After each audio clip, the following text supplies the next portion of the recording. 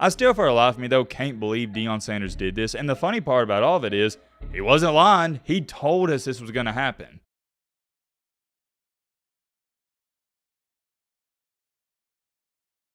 Ladies and gentlemen, boys and girls, hope you all had a great and fantastic Thursday. If not, hope this video can make it a little bit better. And now that I think about it, how long has it been since we've made a Colorado or Deion Sanders video or even talked about him in general? Are we coming up on a month now? It's had to be at least, what, 3-4 weeks? I don't know exactly how long it's been, but there's one thing for certain. It's been a minute, and for obvious reasons, because their year, it didn't really end on a high note. The second half of the season was very, very, very bad. How bad, you may ask? Well, they didn't even win a game. They ended on a 6-game losing streak. Not exactly what you like to see, but hey, it is what it is. On the grand scheme of things, they definitely improved because the year before, they only won 1 game. But I think I speak for most people when I say this, it was still somewhat a disappointment. Well, fast forward in time to our current time and date, with all this stuff going on in the transfer portal, Deion Sanders, he just did something that, number one, I can't believe he did this, and number two, I don't know how he did this. You can say what you want about Coach Prime, but good gosh almighty, this man has a knack for recruiting. That is his biggest strong suit, at least in my humble opinion, and he put it on full display yet again. But here's the kicker with all of this, and we're going to talk about it in tonight's video.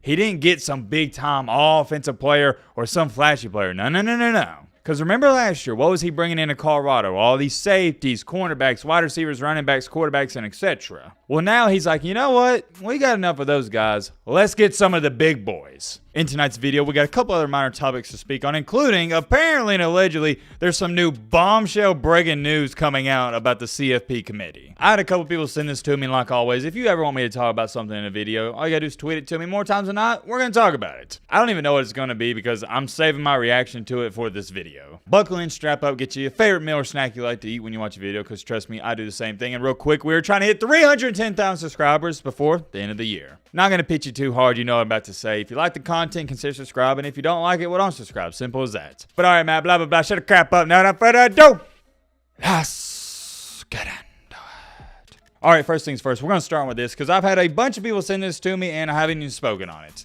Don't worry, though, it does involve Coach Prime, and he was asked if the committee made the right decision about putting in Alabama over Florida State. And he talked about it a little more, but here's the only thing you need to know. He stated, quote unquote, you're not going to leave Georgia and Alabama out. It ain't no playoff if you do that. Now, I do want to also throw in there, he did state a main reason they put Alabama in over Florida State is because it's about the business and it's about the money. I feel like that should be self-explanatory. If you put Alabama in, that's going to generate way more revenue than if you would have put Florida State in. And of course, you're going to have some people say, oh, well, Matt's got SEC bias, and if you want to say that, that's fine. But yeah, you got to put in either Georgia or Alabama. There's no way he's going to leave out the SEC. No way. Right now, as to where it stands, Alabama and Georgia are better football teams than Florida State. And hold on. Isn't the line for the Georgia-Florida State game something like 14 points? You know what? Why not pull it up real quick? Yeah, I got to pull it up right here. It's 14 points, but that's not my point. The point is, Georgia and Alabama are better football teams than Florida State, and it's not close. The bottom line is, you put in Florida State, you're going to lose way more money. And I think what it was is the committee was scared to do what they did last year, because we all saw what happened with TCU and Georgia. You could also point to that. TCU getting blown out the way they did affected FSU a lot. You got to think about it. The national championship game, they're selling advertisers what? It's probably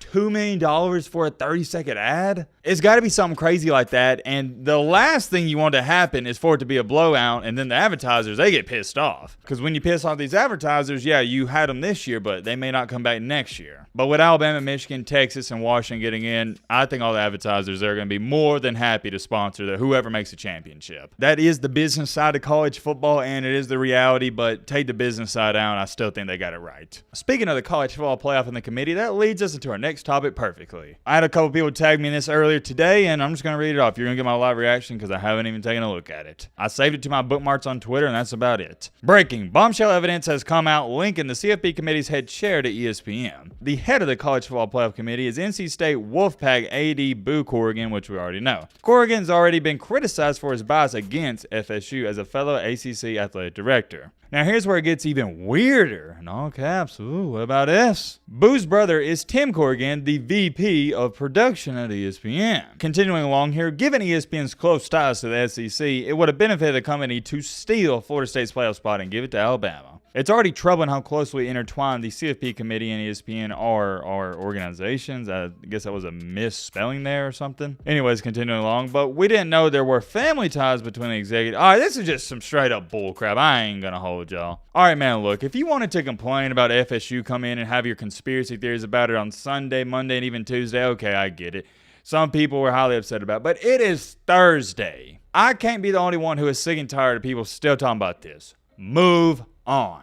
And I know that some people are going to be saying, well, Matt, it's easy for you to say move on. Your team got in. If you want to say that, last year I thought we should have got in, and I was highly upset that TCU got in over us, but you didn't see me talking about it for the next 4 to 5, 6 days. I moved on. Yeah, I was upset the day of and the day after, but it's like, all right, let's just try to get in next year. Maybe it's just me, but this right here, what you see on your screen here, I think it's reaching. You're reaching too much. Thank y'all for sending this to me, but we gotta get to move on to the main topic of the main encore, main reason you got onto this video. What is going on with Coach Prime, Deion Sanders, and Colorado? I said Coach Prime and Deion Sanders. It's the same guy, but you get what I'm trying to say. Why don't y'all take a look at this? Yesterday, the 5-star plus, not just a 5-star, 5-star plus offensive tackle, Jordan Seaton, committed to Colorado. This is huge, and I mean absolutely huge, because he's the #1 offensive tackle in the class of 2024. Everybody and their mama wanted this guy, but he wound up going with Coach Prime in Colorado. This caught a lot of people off guard for this reason right here.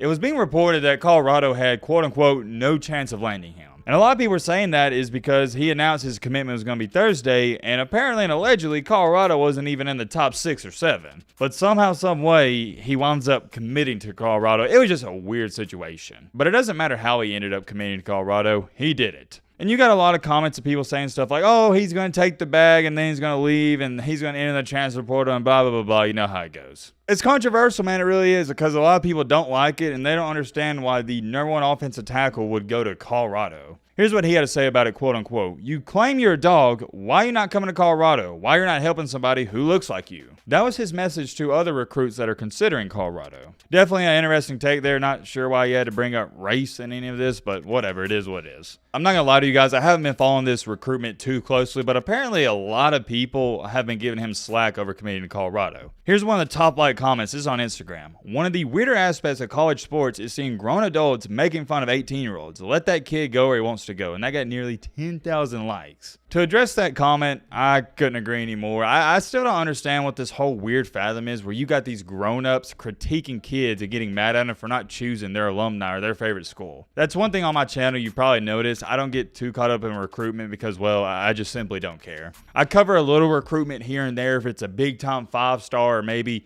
somebody gets a big-time 4-star, but outside of that, nah, you're not going to see me talk about it too much because I could care less. That's the bottom line. Here's how I view it. I would love for my favorite team, Alabama, to get every 5-star recruit in the nation. But if all these 4- and 5-star recruits don't want to come to my favorite school, Alabama, hey, it is what it is. I'm wishing you the best of luck. Go succeed elsewhere. I just don't get caught up in it too much. And even when kids commit to a school, I still don't care too much because we all know they're going to decommit probably in a couple of weeks. It happens all the time. I'm scrolling down here in the comments, and yeah, I do see some of the hate because a lot of people are saying, I can't believe he chose him over Colorado. He's going to regret it. And yeah, what do y'all think about that? Here's my theory on all this. I just think right now it's extremely popular to hate on Colorado because they did have a bad season. You got to think about it. If they would have went 8-4 this year, nobody would have been commenting on this hateful stuff. That's just human nature. People love to kick a man when he's down. They're not going to kick you when you're up. I like Coach Prime, and I've said this before. I'm going to say it again. This Colorado job is a long-term rebuild. I hope it works out for this kid. And on the bright side, you got to look at it from this perspective. He'll probably start from day one. If he would have went to Alabama or somewhere else, probably not starting on day one. I still, for a lot of me, though, can't believe Deion Sanders did this. And the funny part about all of it is, he wasn't lying. He told us this was going to happen. What am I referring to? Remember after a game when the offensive line played terrible and somebody, I think it was a reporter, they asked him about how they're going to fix O-line, and he just straight up told them, oh yeah, don't worry, we're going to replace them in the offseason. Big picture, trying to keep Shador upright, healthy. The big picture, you go get new linemen. That's the picture, and I'm going to paint it perfectly. I even said it at the time. I thought it was a bad look because he was throwing his players under the bus, but hey, he's a man of his word. He literally replaced them. Or not quite just yet. He is going to replace them. There we go. You got to respect a man who just comes out and tells you the cold, harsh truth, and that's what Prime does. I could go on and on. Let me know your thoughts down below. But